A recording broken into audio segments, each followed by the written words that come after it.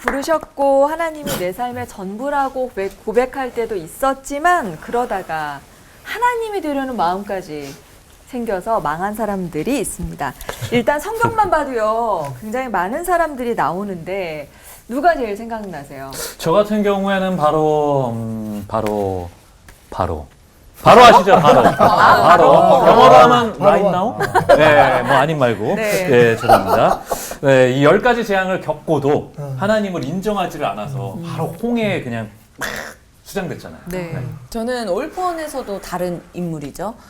아히도벨 생각나는데요. 다윗을 배신하고 압살롬 편에 섰다가 결국에는 자결한 그런 최후를 겪은 아히도벨이 떠오릅니다. 저는 오시아 왕이 떠올랐어요. 오시아 왕도 나 정도 권력이면 내가 못할 게 뭐가 있어 하다가 그 제사장의 그 임무까지 업무를 자기가 행하다가 결국은 하나님께 징계받고 또 나병 걸리고 결국엔 홀로 남겨지는 거주했다고 그 사건이 좀 떠올리더라고요. 네. 근데 이 인물들을 보면은 사실 처음부터 이상했던 건 아닌 것 같아요. 우리도 그렇습니다. 없을 때는 겸손하죠. 뭐 없으니까. 근데 조금만 뭔가 생기면 하나님을 떠나고 또 하나님보다 높아지려고 하는 그 마음이 생기는데 인류의 모든 공통점인데 해결 방안이 목사님 있을까요? 해결점이야. 우리 자신이 어떤 존재인지를 매 순간 잊지 않으면 되는 거겠죠. 뭐 그래서 메멘토 모리. 우리가 죽을 네. 존재이고요. 또 우리는 기껏해봐야 뭔지 한 줌이고 그걸 잊어버리지만 않는다면 왕의 자리에 있든 뭐 어떤 큰 재물을 얻든지 간에 뭐 내 코에 숨결 하나 빠지면 내 주머니에 있는 것들이 뭐 다 남의 것 되는 거 아니겠어요? 그거 잊지 않는다면 되지 않을까. 금방 언급해 주신 그 인물들하고 우리하고 다르지가 않아요. 보면 골골거리는 사람이 오래 사는 경우가 많잖아요. 네. 왜 그런가 하니까 자기가 병들었다, 몸이 약하다 하니까 자기를 관리하는 거예요. 운동도 하고 약도 먹고 그러다 보니까 장수하는 것처럼 우리가 금방 언급한 이런 왕들과 이런 인물과 같은 똑같은 존재라는 걸 늘 기억하면서 하나님 앞에서 날마다 자기를 복종시키는 것, 그것만이 우리가 그 길로 가지 않는 방법이지 않겠는가 싶습니다. 저는 일부에서 말한 것처럼 하나님과 함께 하는 건데 일부를 끝나고 나니까 또 하나 실질적으로 이제 다가오는 거는 그런 것들을 노력하는 분하고 옆에 있으니까 그게 되는 것 같아요. 그래서 우리 목사님들 이렇게 쭉 듣고서 네. 그 전에도 알고 있었는데 참 그렇다 그런 생각이 듭니다. 그래서 끝까지 시청해 주시기 바랍니다. 네. 제가 좀 그렇지 않습니다. 그랬어요. 추고도 주신다고 그러니까. 네. 네. 하나님이 되려고 하는 사람들에 대한 해결책이 있다는 말씀으로 들리고요. 그 해결책을 찾아주실 거라 믿습니다. 오늘 박태남 목사님과 서정호 목사님께 설교 부탁드렸는데요. 박수로 청해 듣죠.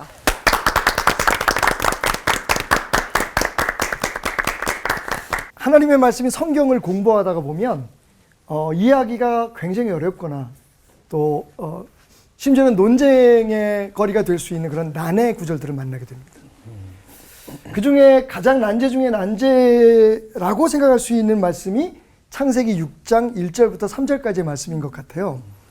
사람이 땅 위에 번성하기 시작할 때에 그들에게서 딸들이 나니 하나님의 아들들이 사람의 딸들의 아름다움을 보고 자기들이 좋아하는 모든 여자를 아내로 삼은지라. 여호와께서 이르시되 나의 영이 영원히 사람과 함께하지 아니하리니 이는 그들의 육신이 됨이라. 그러나 그들의 날은 120년이 되리라 하시니라. 창세기 6장 1절부터 3절까지인데요. 이 말씀 가운데 사람의 딸은 누구고 하나님의 아들은 누굴까? 뭐 천사라는 설도 있고 뭐 여러 가지 많은 이야기가 있는데 사실 이 난제를 풀기 위한 힌트는 종교개혁자들이 말하기를 성경은 성경으로 해석하라 라는 말이 있잖아요. 그 말씀에 의거하면 사실은 이해가 좀 됩니다. 이 6장 앞에 4장과 5장에 각기 다른 족보들이 등장해요. 4장에는 가인의 족보, 계보가 등장합니다. 그리고 5장에는 죽은 아벨을 대신해서 하나님께서 주신 셋의 족보가 등장을 해요. 그런데 특징이 가인의 족보는요 영웅들로 가득해요. 뭐 우리가 잘 아는 것처럼 인류 문화를 다 시작한 사람들이 가인의 자손들이에요. 뭐 야발은 뭐 기업형 목축업을 제일 먼저 시작한 사람이고, 유발은 모든 음악에 뭐 아버지가 악기를 만들고, 두발 가인은 특별히 철기 같은 그런 도구를 이용해서 농사 짓는 법을 개발했어요. 이 사람들이 전부 다 영웅이에요. 그리고 그 사람들이 세운 문화가 사실 도시화, 현대화 되는 문화였어요. 자, 그럼 5장에 나오는 하나님의 축복의 계보를 이어가는 셋의 가문은 어땠을까요? 다 살다가 결혼하고 애 낳고 몇 살에 죽고, 살다가 죽고 살다가 죽고 애 낳고 죽고 애 낳고 죽고, 그게 전부예요. 언제까지? 노아라고 하는 사람이 등장할 때까지. 자, 이 흥미로운 사실을 통해서 우리는 무엇을 깨달을 수 있을까요? 사실은요, 이 가인의 자손들, 소위 영웅들이 망가뜨려 놓은 세상을 노아라고 하는 평범한 하나님의 사람, 하나님의 은혜를 입은 사람이 구했다는 거예요. 사실 여러분, 우리가 도시화되고 문명화되는 게 좋은 것 같잖아요. 근데 왜 그랬을까요? 일부에서 목사님들이 말씀하신 것처럼 우리 힘으로 살지 않으면, 우리 힘으로 지키지 않으면 살 수 없기 때문에 그래요. 반면에 하나님을 의지해서 하나님의 은혜 가운데 살았던 노아는 어땠을까요? 노아가 도대체 뭘 했나요? 그냥 하나님 시킨 대로 큰 방주 하나 진 거예요. 그냥 하나님 말씀에 순종한 것밖에 없었어요. 그들은 그냥 하나님의 은혜로 살고 가정을 이루고 하나님 주신 축복 가운데 자녀를 낳고 하나님과 동행하다가 하늘나라 가고. 사실은 오늘 말씀을 통해서 제가 간단하게, 그러나 가장 중요하게 여러분과 나누고 싶은 말씀이 이겁니다. 하나님은 하나님을 인정하는 아무개들, 보통 사람들을 통해서 이 세상에 하나님의 축복, 하나님의 나라를 성취하기를 원하세요. 말씀드렸듯이 인간은 하나님 없으면 살 수 없는 존재입니다. 그러니까 하나님을 떠났거나 혹은 가인의 족보처럼, 가인의 가문처럼 우리는 더 이상 하나님의 사랑을 받고 있지 않아 라고 생각하는 사람들이 하는 일이 뭐냐면 스스로의 힘으로 뭔가를 자꾸만 만들어내고 일구고 자신을 지키고 그렇게 살아가려고 하는 거예요. 기억하시죠? 이스라엘이 왕을 구합니다. 우리 주변에 있는 사람들 전부 다 왕이 있어서 저렇게 잘 사는데, 하나님, 우리의 왕은, 인간은 누군가를 의지해야 돼요. 누군가를 신뢰해야 돼요. 우리의 힘이 되어준 무엇인가가 필요해요. 그래서 하나님으로부터 떠난 사람들, 스스로가 하나님이 될 수밖에 없거나 스스로가 자기의 마음에 맞는 신을 만드는 거예요. 그래서 이방 신들이 생기게 되고, 그리고 이단들이 생겨나게 되고. 히브리서 11장 7절은 이렇게 말합니다. 믿음으로 노아는 아직 보이지 않는 일에 경고하심을 받아 경외함으로 방주를 준비하여 그 집을 구원하였으니 이로 말미암아 세상을 정죄하고 믿음을 따르는 의의 상속자가 되었다. 노아는 하나님의 말씀에 귀를 기울였습니다. 삶 속에서 항상 그분을 느꼈죠. 상상을 해보십시오. 그 오랜 세월, 사실 성경에 120년이라고 우리가 얘기하지만 사실 그보다는 좀 짧은 시간이 맞을 것 같아요. 어쨌든 수십 년이 되는 동안에 그 배를 지으면서 매일매일 하나님과 대화, 하나님을 신뢰하고 하나님을 느끼지 않았다면 어떻게 그 일을 할 수 있었을까요? 그 많은 비난과 조롱 속에서. 그리고 무엇보다도 매일매일 하나님의 말씀에 순종하려고 살았던 노아. 바로 이 평범한 하나님의 사람, 그 사람이 하나님의 은혜를 받았고 그 하나님의 은혜를 받은 사람이 세상을 구원하고 그 가족을 구해놨다는 것, 우리가 잊지 않았으면 좋겠습니다. 영웅이 하나님께 쓰임받는 것이 아니라 하나님이 쓰시는 사람이 영웅입니다. 그런데 어느 날부터 제가 영웅이 되고 제가 하나님처럼 행동하는 것이 익숙해져 가기 시작하더라고요. 오늘 특히 이 말씀을 함께 나누는 성도들은 물론이고 저와 같은 주의 종들이 함께 깨달았으면 좋겠습니다. 우리는 성도들을 위해서 존재하는 사람들입니다. 저들이 하나님의 나라를 세워갈 수 있도록, 하나님의 은혜 속에 살아갈 수 있도록 보다 더 겸손하게 섬깁시다. 아멘. 주님, 모든 것이 주의 은혜였음을 고백합니다. 예수님의 이름으로 기도드렸습니다. 아멘. 하나님께서는 인간을 지으실 때 누구? 하나님의 형상대로 지어 주셨어요. 하나님의 형상대로 지어 주셨을 때 조금 하나님보다는 좀 모자라게 지었을까요? 물론 시편에는 그렇게 써 있지만 그런 뜻은 전혀 아닙니다. 시편 기자는 하나님이 우리를 지으신 것에 대하여 너무 놀랍고 감격해서 이렇게 썼어요. 시편 8편 4절 5절. 사람이 무엇이기에 주께서 그를 생각하시며 인자가 무엇이기에 주께서 그를 돌보시나이까. 그를 하나님보다 조금 못하게 하시고 영화와 존귀로 관을 씌우셨나이다. 하나님보다 조금 못하게 하시고, 그럼 완전히 하나님의 닮은 꼴이라고 말할 수는 없죠. 열등하게 지었다는 의미가 아니라 닮은 꼴이지만 아직 미성숙한 상태일 뿐이죠. 사실 유전인자는 하나님하고 하나님이 주신 인간하고는 뭐 같은 거예요. 하나님은 우리를 당신의 형상대로 지으셨을 뿐만 아니라 우리에게 요구하시는, 당신의 백성들에게 요구하시는 것도 당신을 닮기를 원하시는 거죠. 마치 아버지가 아들에게 자기를 닮는 것처럼, 엄마가 딸에게 자기를 닮기를 원하는 것처럼. 그래서 레위기 19장 2절에서 하나님은 자기 백성들에게 이렇게 말씀하십니다. 너희는 거룩하라. 왜냐하면 나 여호와 너희 하나님이 거룩하기 때문이다. 하나님을 닮기를 원하신 거예요. 예수님께서도 심지어는 산상수훈에서 굉장히 우리로는 받아들이기 어려운 말씀을 하세요. 그러므로 하늘에 계신 너희 아버지의 온전하심 같이 너희도 온전하라. 와, 이건 너무 어려운 얘기예요. 그런데 하나님의 마음을 우리는 이해할 수 있잖아요. 하나님은 우리에게 하나님 당신의 형상대로 지어받은 우리에게 하나님의 모습이 있기를 간절히 원하는 거예요. 그래서 사도 바울은 우리의 성숙에 대하여 이렇게 표현하고 있죠. 에베소 4장 13절 15절을 보면 우리가 다 하나님의 아들을 믿는 것과 아는 일에 하나가 되어 온전한 사람을 이루어 그리스도의 장성한 분량이 충만한 데까지 이르리니. 와, 이거 보통 목표가 아니에요. 우리 신앙생활의 목표가 시시하게 뭐 도덕적으로 윤리적으로 착한 사람들인 게 아니에요. 예수님의 장성한 분량까지 충만한 데까지 성숙해야 돼. 아멘. 오직 사랑 안에서 참된 것을 하여 범사에 누구에게까지 그에게까지 자랄지라. 이게 우리의 신앙생활의 목표인 점이죠. 자, 이런 점에서 볼 때 우리가 하나님처럼 된다는 그 열망, 본능, 이것이 죄가 아니에요.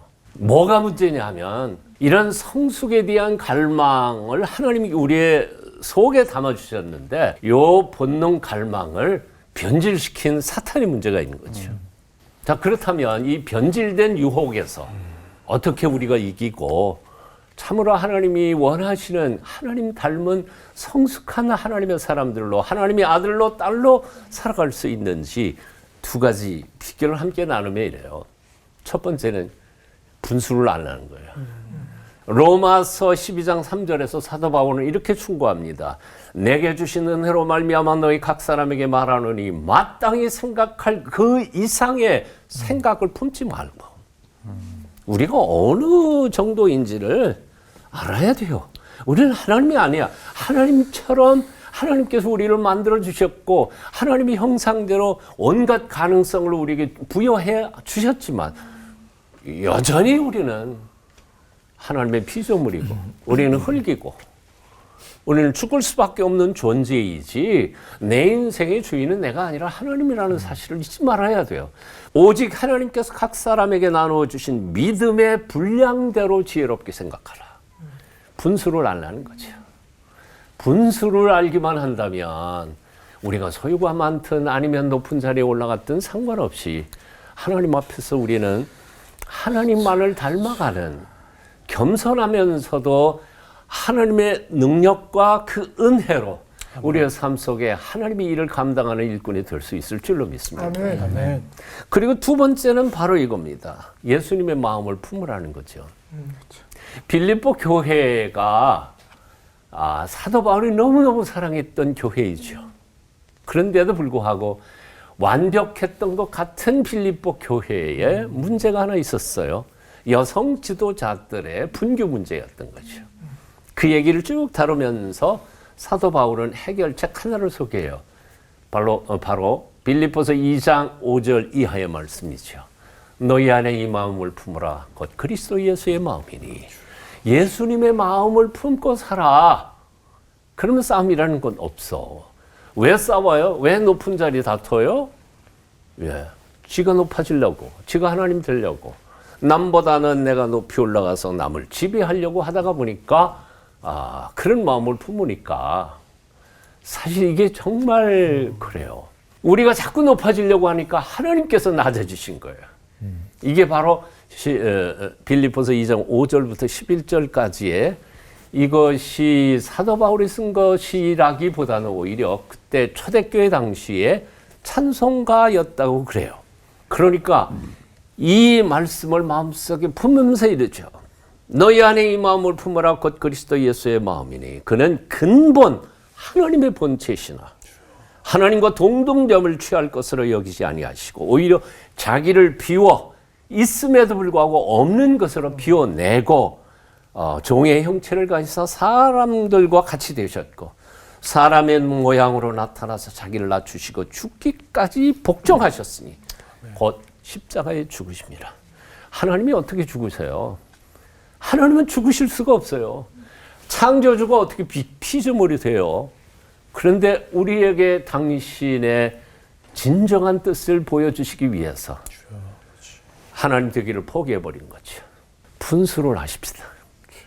그리고 예수님의 이 마음을 품고 살아가십시다. 매 순간 그 하나님 예수 그리스도의 십자가를 바라보면서 살아갈 때 우리는 엉뚱한 짓거리는 안 하게 될 줄로 믿습니다. 기도하겠습니다. 주님처럼 우리 자신을 낮추고 섬김으로써 오히려 높아지는 하늘 백성들 중에 도와주시옵소서. 예수님 이름으로 기도합니다. 아멘.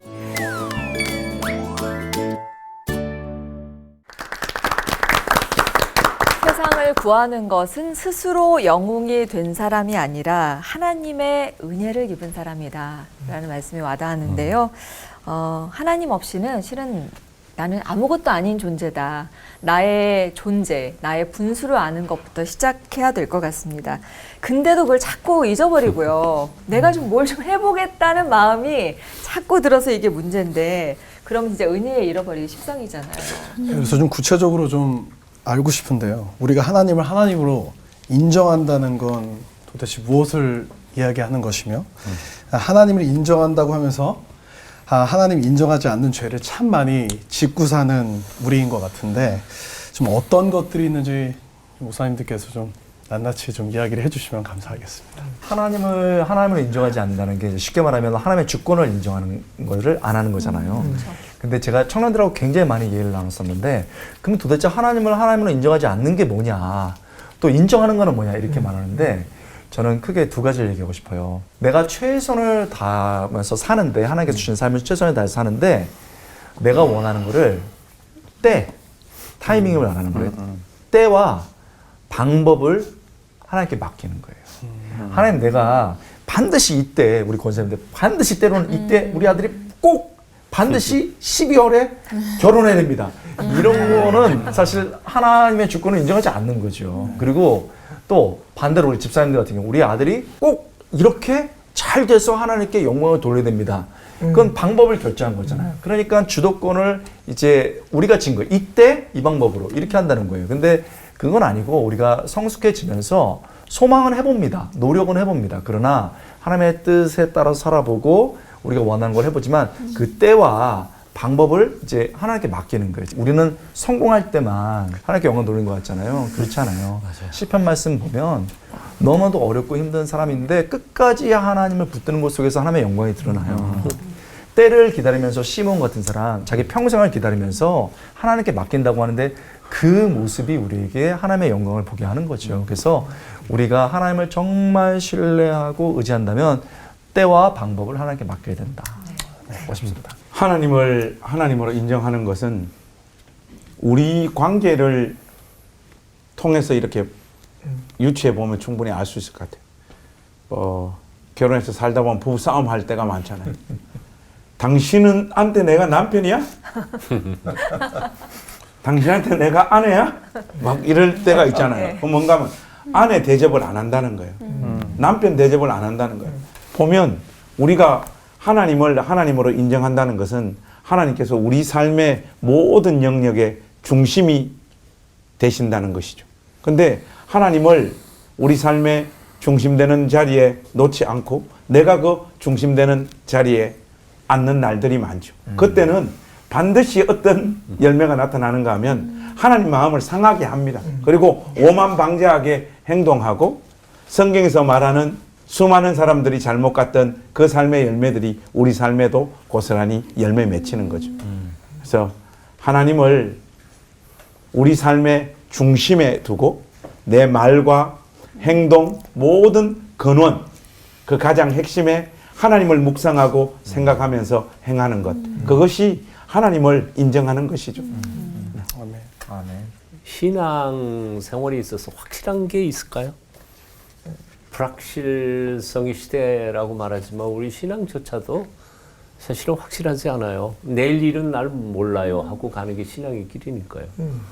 확실한 분은 하나님 한 분밖에는 없어요. 그런데 내가 내 인생의 스케줄을 쫙 짜가지고 하나님한테 이렇게 인도해 주십시오 하고 요구하는 것 자체가 웃기는 짓이죠. J.B. 필립스가 아주 조그만 책 한 권을 썼는데 Your God is too small 라는 책을 썼어요. 너의 하나님은 너무 작다. 우리가 하나님이 얼마나 위대하신 분이시라는 것을 고백하면서도 자꾸 자기 사이즈로 하나님을 낮추어서 조그맣게 생각하는 경향이 있는 것 같아요. 그러다가 보니까 하나님 앞에 요구하는 것도 많고 바라는 것도 많은데 사실 이사야에 있는 말씀처럼 하나님 길은 우리 길보다 훨씬 높고 아멘.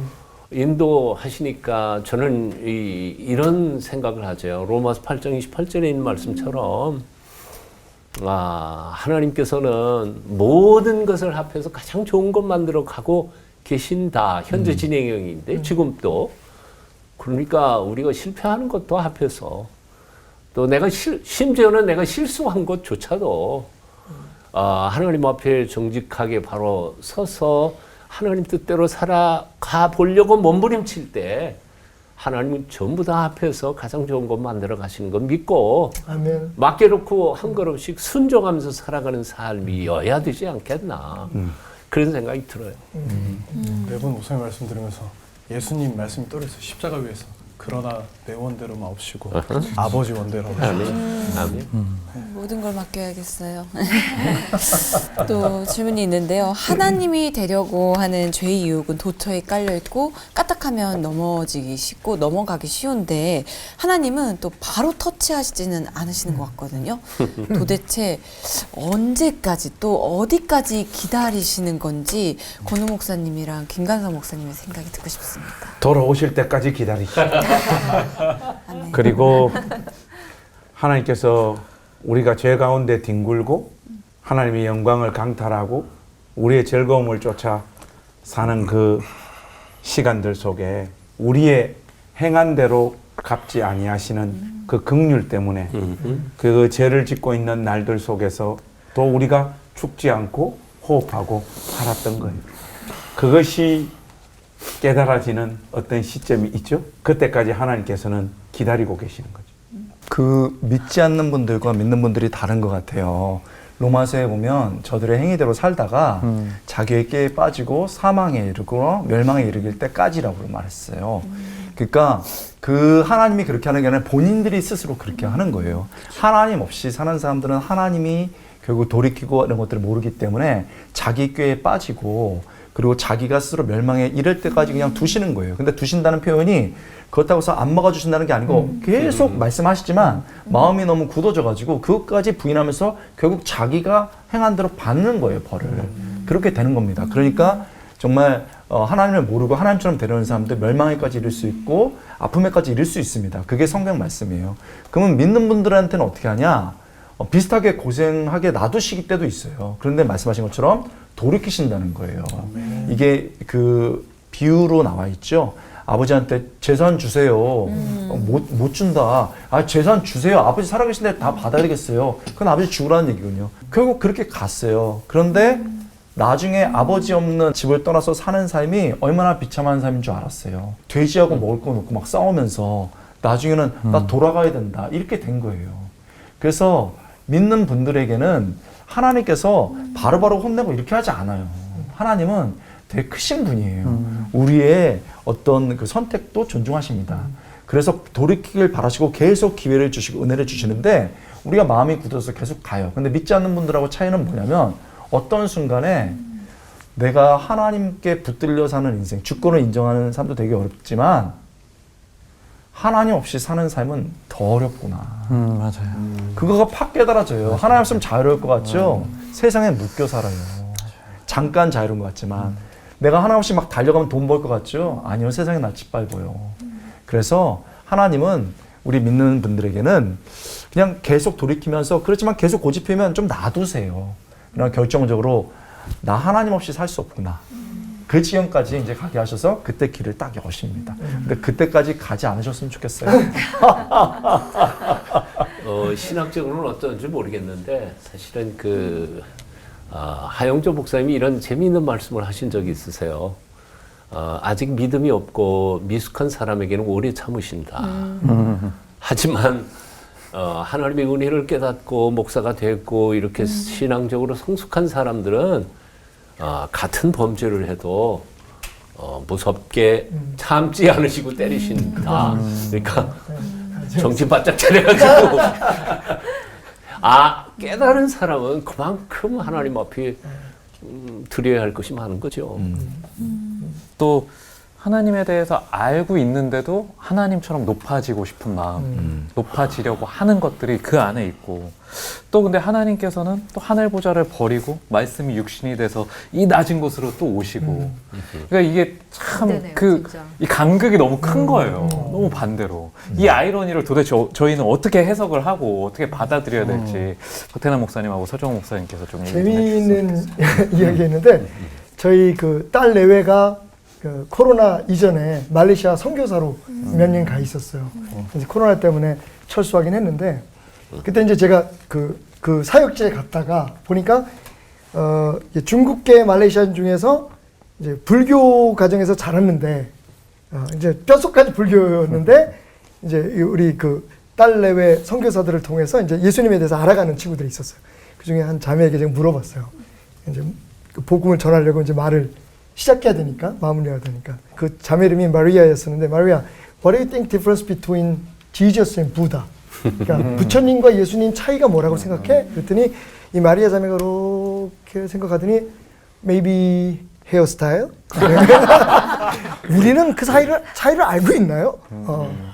사실은 기독교를 종교라고 하지 않은 이유는 이런 종교가 없기 때문에 종교는 신을 높여드리고 신이 원하는 걸 우리가 해드려서 그래서 그 신으로부터 복을 받아야 되잖아요. 지금 많은 교회 생활이 그렇게 변질되고 있는 것이 안타깝지만 사실은 예수님이 직접 오신 유일한 종교예요. 팀켈러 목사님 말하는 것처럼 그들이 섬기는 신이 직접 인간이 돼서 내려온 종교가 어디 있느냐. 제가 얼마 전에 한 10분 토론이라는 그 여러 뭐 학자들이 나와서 역사학자들이 나와서 토론하는 프로그램을 유튜브에서 봤는데 이분이 크리스찬이 아닌데 그런 얘기를 하더라고요. 기독교처럼 인간을 존중하고 배려하는 종교가 없다는 거야. 다른 데는 다 신이 그냥 하려면 해야 돼. 근데 그 존중함, 그래서 우리가 되셔서 오신 그 모습. 저는 여기서 한 가지 굉장히 중요한 걸 우리가 깨달아야 된다고 생각해요. 여기서 진짜 우리가 실천하고 배워야 될, 목표해야 될 겸손이 뭐냐. 하나님이 말하는 겸손이 뭐냐. 우리가 생각할 땐 겸손은 상대방을 높이는 걸 줄 알잖아요. 그죠? 그러니까 일반적으로 내가 아이고 예 알겠습니다 막 참아주고. 근데 사실은 예수님이 우리에게 가르치신 겸손은 우리가 낮아짐으로 그분을 높여드리는 거예요. 아멘. 그래서 아까 목사님들이 말씀하시는 말들이 다 일맥상통한 게 긴장해야 돼요. 우리가 하나님 앞에 있는 거예요. 우리가 가끔 그런 얘기 하잖아. 저 사람은 하나님 안 들어온가 봐. 우리가 다 그렇지만 하나님 앞에 설 건데 저 사람 어떻게 목회자가 왜 저러지? 이런 얘기를 들을 수밖에 없는 이유는 긴장을 안 하니까 우리가 풀어지는 거예요. 우리가 하나님이 돼버리는 거예요. 나도 모르게. 몰라요. 저도 지금 이렇게 얘기하면서도 무슨 죄를 짓고 있는지 제가 모를 수 있거든요. 그게 저는 하나님 앞에서의 경외함이라고 생각해요. 경외함을 놓치는 순간 인간은 어쩔 수 없어요. 그래서 사실은 저는 여러분들이 예배 시간에 좀 죽었으면 좋겠어요. 자꾸만 목회자들이 예배를 통해서 사람들을 살리려고 그러잖아요. 힘내라, 잘 될 거야, 하면 된다, 할 수 있다. 근데 사실은 구약에서부터 우리에게 가르치는 예수님의 그 단번에 드린 참된 예배는 죽는 거예요.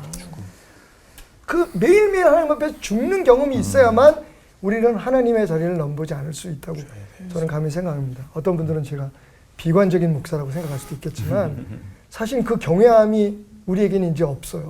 물질에 대해 경외하고 세상의 권력에 경외하지 하나님에 대한 경외함이 없어요. 하나님 앞에 설 텐데. 아이러니라고 얘기했는데 사실은 나는 아이러니가 아니라 너무 분명한 논리일 것 같아요. 왜냐하면 인간이 자꾸 높아지려고 하니까 낮아지려고 하는 인간이 하나도 없으니까 가장 높으신 하나님이 낮게 내려오실 수밖에 없었던 거가 아닐까. 뭐 당연한 논리죠, 뭐. 당연한 논리. 그 얘기는 이렇게 말할 수 있을 것 같아요. 어른과 아이가 싸우면 누가 이겨야 돼요? 어른이 이겨야 되죠. 어른이 지는 거죠. 아빠는 진 거야. 즉 다시 말하면 우리 삶의 신앙의 현장에서도 먼저 성숙한 사람이 낮아지는 거지. 이게 바로 성경적인 진리죠. 목사가 지는 게 맞는 거고, 예수님을 믿은 지 오래된 사람이 사실은 처음 교회 나온 사람들한테 지는 게 맞는 거고, 하나님이 우리 같이 형편없이 높아지려고만 하는 우리들에게 본을 보이시기 위하여 스스로 낮아지신 것을 보여주시면서 바로 이렇게 사는 거다 하고 예수님께서 우리에게 가르쳐 주신 것이 아닐까. 그러니까 나는 이거 아이러니가 아니라 마땅한 신앙의 모본을 예수님께서 우리에게 보여주신 것이라는 생각이 듭니다. 그 죽어서 천국에 갔을 때 예수님이 목사들한테 하는 반응 이 두 가지 버전이 있거든요. 네. 하나가 예수님 목사가 천국에 오니까 예수님께서 벌떡 일어나셔가지고 확 뛰어나가요. 하니까 그 보통 이제 주의 종으로 살지 않고 이제 평범한 신자로 살았던 신자들이 왜 우리하고 차별 대우하냐. 워낙 오랜만에 와서 그렇다. 이게 하나 있고, 이게 하나 있고.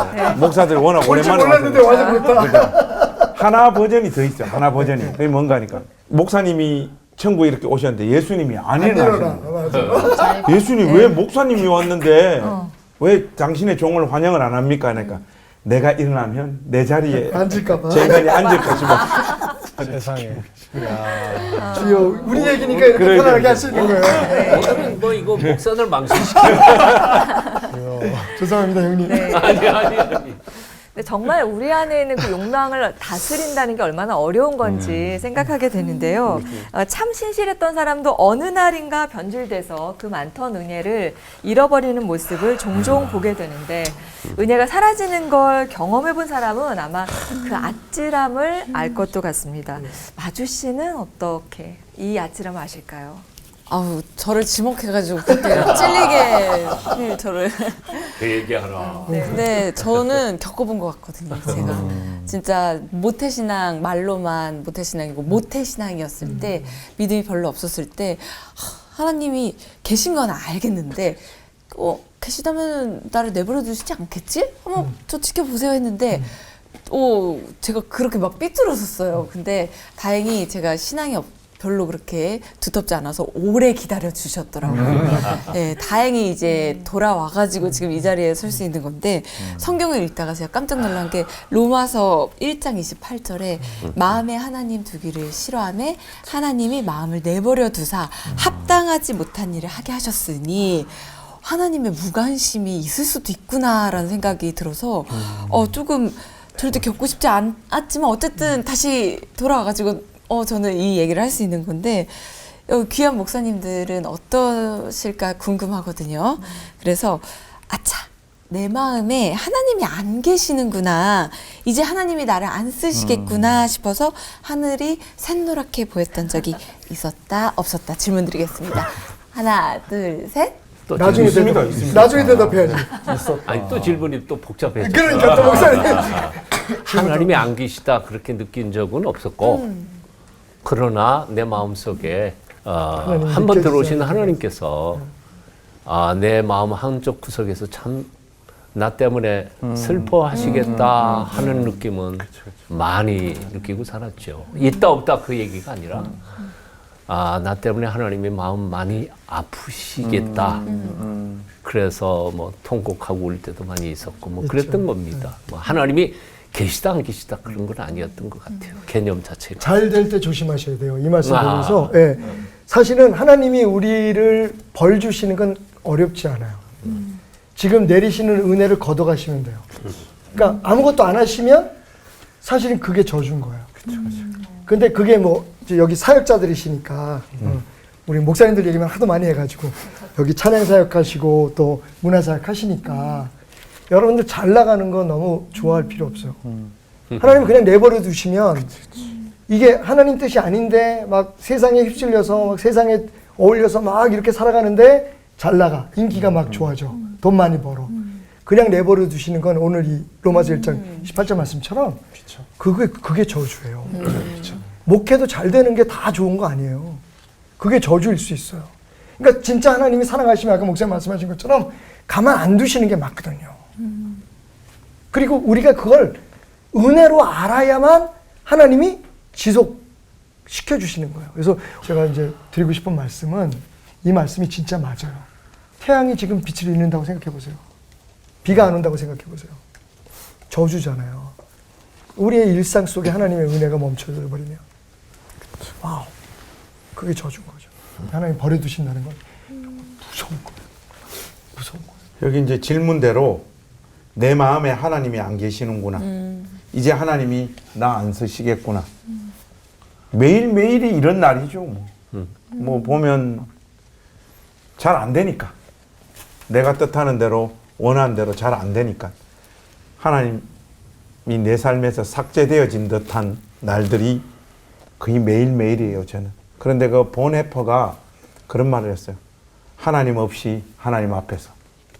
이 말이 뭔 말인가 하면 마치 하나님이 없어 보이는 듯한 그 시간들 속에서도 하나님 앞에서 살아야 된다는. 그러니까 뭐 하나님 나를 안 쓰시는구나. 나를 왜 이렇게 초라하게 하시나. 나를 왜 이렇게 힘들게 하시나. 내가 원하는 것들 왜 내 가운데 허락하시지 않으시는가.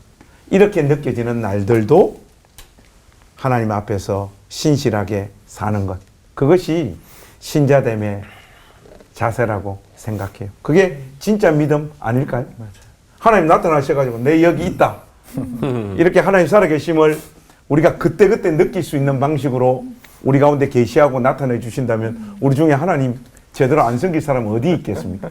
그러나 하나님이 우리를 떠난 듯한 그게 내 욕심 때문이든 나의 어떤 영적인 감각 때문이든 그렇게 느껴지는 날들도 하나님 앞에서 신실하게 살아야 되는 것이 우리의 자세이지 않는가 그렇게 생각해요.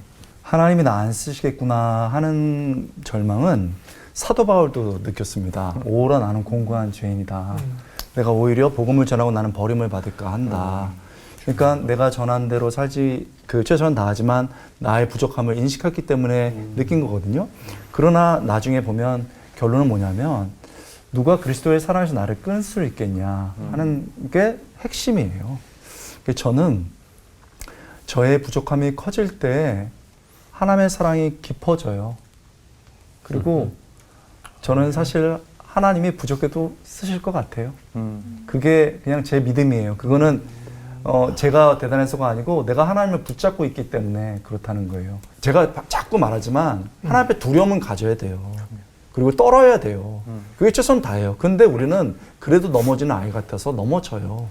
괜찮아. 그냥 살아가자는 거예요. 그냥 열심히 하자는 거예요. 아버지가 품고 가시고 실수도 그냥 받아주세요. 근데 우리가 가면서 넘어졌을 때 하나님 나 또 실수했어요. 그렇게 하나님 안 떠나고 그냥 예수 그리스도 바라보면서 하면은 나머지는 하나님께서 해주신다. 이렇게 하고 싶습니다. 아멘. 오늘 하루 살아가는 것도 다 하나님의 은혜 가운데 있지만 그 은혜를 아는 사람과 모르는 사람의 삶은 정말 큰 차이가 있을 것 같습니다. 은혜야말로 하나님이 되려고 하는 우리의 마음과 생각을 깨우치게 하는 하나님의 신비가 아닐까 생각도 들고요. 네. 오늘 말씀 들으면서 항상 저희 교회에서도 이제 목사님께서 하시는 말씀인데 진짜 짓밟히고 거절당하고 실패를 하는 게 진짜 은혜구나. 그걸 다시 한번 좀 느낄 수 있는 시간이었던 것 같아요. 그래서 이 시간에는 좀 진짜 은혜를 좀 함께 좀 나누는 시간 됐으면 좋겠는데요. 이제 내가 정말 주인 삼은 그 모든 것들을 내려놓고 주님이 나의 주인이시고 나의 전부입니다. 이렇게 고백하시면서 사는 분들의 이야기를 듣고 싶은데 뭐 최근이라든지 가장 절절하게 보고 들으셨던 하나님의 사람들 이야기를 좀 나눠주시면 너무 좋을 것 같습니다. 저는 최근에 그 중앙아시아의 어떤 한 그 지역에 선교를 갔다 왔는데요. 제가 이제 강의를 목회자들하고 또 거기 사역자들을 위해서 설교 강의를 한다고 그랬는데 제가 아는 지인이 그 수도에서 떨어진 6시간 떨어진 곳에서 한 걸음에 달려왔어요. 둘이 만났는데 그분은 어떤 분이었냐면 제가 보스턴의 고든 코넬이라는 학교에서 공부할 때 신약에서 제일 거의 똑똑한 분이셨어요. 그분은 굉장히 똑똑한 분이고 저는 열심히 하는 사람이었습니다. 저는 신구약 통합 연구를 했는데 그래서 서로 열심히 도와가면서 했었어요. 그래서 저는 박사과정을 꼭 그 들어가야 돼서 열심히 하고 있고 이분도 열심히 하길래 왜 열심히 그 하시냐고 그랬더니 저는 나중에 선교를 나가려고 합니다. 그 제가 툭 이게 나온 거예요. 아니 선교하는데 무슨 박사까지 필요합니까? 그랬더니 그분이 그냥 웃으셨어요. 그리고 이제 그분이 선교 간다고 그래서 저는 나중에 박사가 돼서 올 때 돈을 이제 헌금해주고 왔습니다. 자, 그리고 제가 그 중앙아시아의 한 나라로 가는데 그 포스터를 보고 그분이 6시간 거리를 오신 거예요. 그래서 제가 강의를 하는데 저 뒤에서 가만히 계시더라고. 그래서 끝나고 난 다음에 악수를 하면서 이렇게 허그를 했는데 그 김 선교사님인데 김모 선교사님인데 그 선교사님이 저한테 교수님이 되셨군요. 너무너무 자랑스럽습니다. 그리고 이렇게 쓰임 받아서 너무 좋습니다. 자랑스럽습니다. 그랬어요.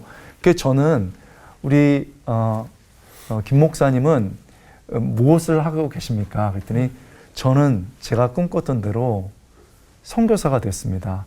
그 다음에 그 전에 뭐 했습니까? 그랬더니 영국의 유명한 학교에서 신약 박사를 받았습니다. 그리고 뭘 했습니까? 그랬더니 중앙아시아로 왔습니다. 그래서 뭘 했습니까? 그랬더니 수도에서 정말 조용히 감춰진 곳에서 신약학 교수를 했고 너무 잘 돼서 그 지역과 다른 지역까지 요청해서 6시간 떨어진 곳에 가서 누군가 가르쳐야 되는데 거기 본부에서 가라고 그래서 갔습니다. 몇 명입니까? 10명입니다. 돈은 어떻게 받습니까? 그냥 개인 후원하고 있습니다. 힘든 거 없습니까? 그랬더니 있습니다. 사실은 그 10명을 지하에서 가르칠 때 늘 내가 더 낮아져야 되는데 더 잘 가르쳐줘야 되는데 대충대충 하고 싶은 마음이 있어요. 교수님 기도해 주세요. 그러는데 눈물이 나는 거예요.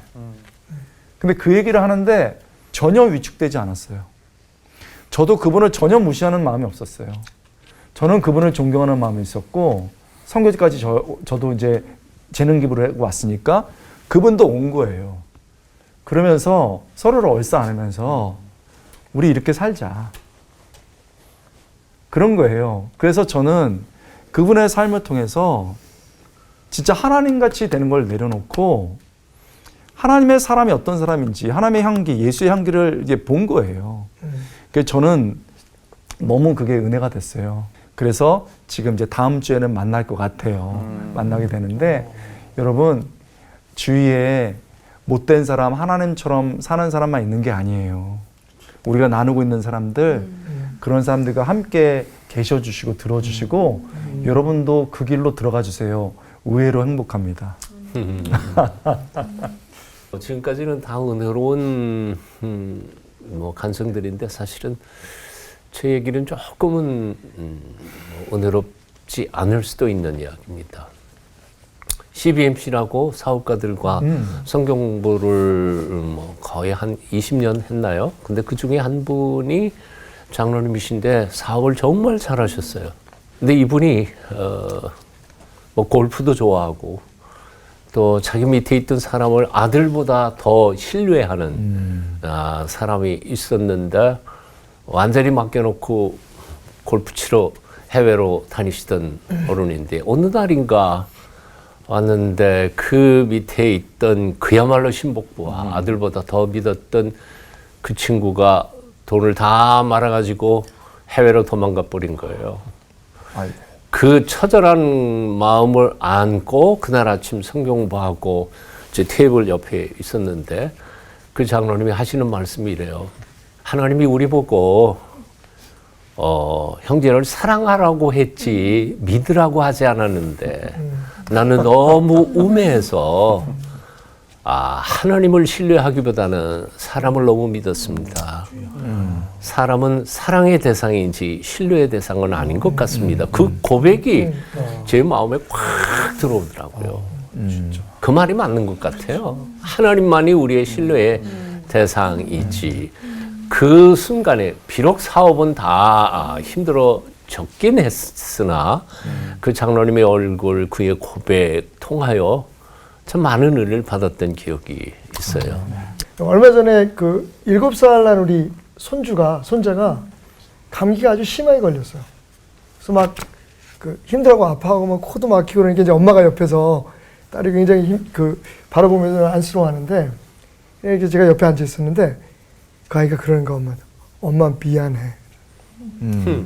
아파서? 엄마 미안해 그러는데 제가 딱 쳐다보면서 이게 미안한 거구나. 우리 그러잖아요, 그죠? 뭐 그 가정생활 할 때도 부부간에도 그렇고 내가 아픈 게 미안한 거야. 내가 못난 게 미안한 거야. 저는 갑자기 목사님들 얘기 들으면서 하나님 앞에 우리가 미안한 마음을 좀 가지고 살았으면 좋겠다. 결국은 결론이 그거잖아요. 그래 어쩔 수 없어. 우리는 그냥 하나님 노릇하게 뭐 그것을 벗어날 수 있는 기술이 없어. 우리는 어쩔 수 없어. 실수해. 그래도 최소한 하나님 미안해요. 내가 못나서. 그 하나님 그러실 것 같아요. 괜찮아. 다 알고 있었는데. 그래서 내가 왔잖니. 그 말씀 하고 싶었어요. 높아졌던 마음들을 좀 내려놓을 수 있는 용기가 생긴 것 같고요. 주님이 부르시는 낮은 곳에서 또 그분의 아름다운 피조물로 담대하게 뚜벅뚜벅 주님을 신뢰하면서 주님만을 신뢰하면서 걸어갔으면 좋겠습니다. 그렇게 주신 은혜를 기억하면서 오늘 끝인사 외쳐볼까요? 끝인사 한번 불러보겠습니다. 네. 이렇게 주목하시면 제가 갑자기 부담스러운데 그냥 예, 불러보겠습니다. 은혜 아니면 나서지 못하리. 저 혼자 좋았습니다. 자, 낮은 것으로 오신 주님 은혜로 하나 되는 시간. 올포 수고하셨습니다. 궁금했던 신앙 질문을 올포원에 보내주세요. 선정된 분들께는 이스라엘 네게브에서 생산된 최고급 엑스트라 버진 올리브 오일을 드립니다. 네게브 올리브 오일을 드실 때마다 이스라엘 사막에 회복의 푸른 나무가 심어집니다. 많은 참여 부탁드립니다.